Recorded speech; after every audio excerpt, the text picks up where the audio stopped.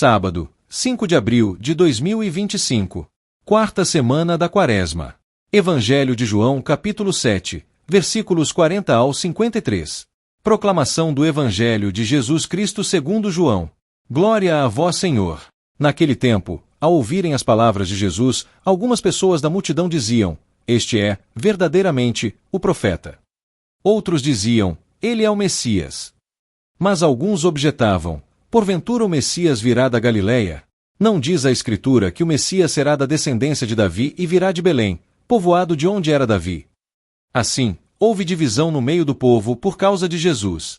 Alguns queriam prendê-lo, mas ninguém pôs as mãos nele. Então, os guardas do templo voltaram para os sumos sacerdotes e os fariseus, e estes lhes perguntaram: Por que não o trouxestes? Os guardas responderam: Ninguém jamais falou como este homem. Então os fariseus disseram-lhes: Também vós vos deixastes enganar? Por acaso algum dos chefes ou dos fariseus acreditou nele? Mas esta gente que não conhece a lei é maldita. Nicodemos, porém, um dos fariseus, aquele que se tinha encontrado com Jesus anteriormente, disse: Será que a nossa lei julga alguém, antes de ouvir e saber o que ele fez? Eles responderam: Também tu és galileu, porventura? Vai estudar e verás que da Galileia não surge profeta. E cada um voltou para sua casa. Palavra da salvação. Glória a vós, Senhor. Hoje, ao celebrarmos o sábado da quarta semana da Quaresma, somos convidados a refletir profundamente sobre a jornada da fé e a busca pela verdade, temas tão presentes na liturgia deste dia. O Evangelho de João nos coloca diante de uma situação de confusão e divisão gerada pela presença de Jesus. Ele não é apenas um homem comum.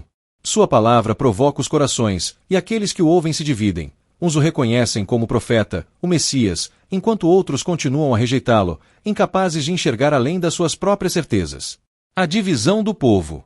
O Evangelho começa com a reação das pessoas ao ouvirem as palavras de Jesus.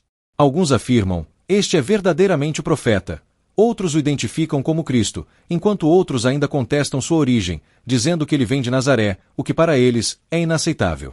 Esta divisão é uma constante ao longo do Evangelho, uma luta constante entre aqueles que acolhem a palavra de Jesus e aqueles que a rejeitam por causa das suas próprias expectativas ou preconceitos. Jesus, em sua missão, nunca se adequou às expectativas humanas. Ele é o Messias, mas não da maneira como os homens esperavam. Muitos imaginavam um Messias guerreiro, que viria para libertar o povo da opressão romana. Mas Jesus é o Messias da paz, da reconciliação, da salvação interior. Sua mensagem não se encaixa em categorias políticas ou sociais pré-estabelecidas. E é essa a principal razão pela qual ele é rejeitado por muitos. A dúvida das autoridades. Ao longo deste trecho, vemos também a reação dos líderes religiosos. Eles, que eram os guardiões da lei, também se veem divididos. Alguns se mostram perplexos com a sabedoria de Jesus, mas outros continuam a acusá-lo, cegos pela sua própria autoridade e poder. É interessante observar que, no início, nenhum dos guardas enviados para prender Jesus se atreve a capturá-lo, porque suas palavras os impressionam profundamente. O coração deles está tocado, mas a dúvida, o medo de perder o controle e as vantagens de seu poder impedem a aceitação da verdade. É sempre mais fácil permanecer na zona de conforto do que desafiar nossas crenças e estruturas de poder. Os líderes religiosos estavam tão envolvidos em suas tradições e interpretações rígidas da lei que não conseguiam reconhecer a presença de Deus em Jesus. Eles estavam perdendo a oportunidade de ouvir a voz de Deus, que falava diretamente a eles, porque estavam fechados à renovação da sua própria visão de fé. A rejeição e a busca pela verdade. No final do Evangelho, vemos a tentativa dos líderes religiosos de silenciar Jesus e eliminar a ameaça que ele representa.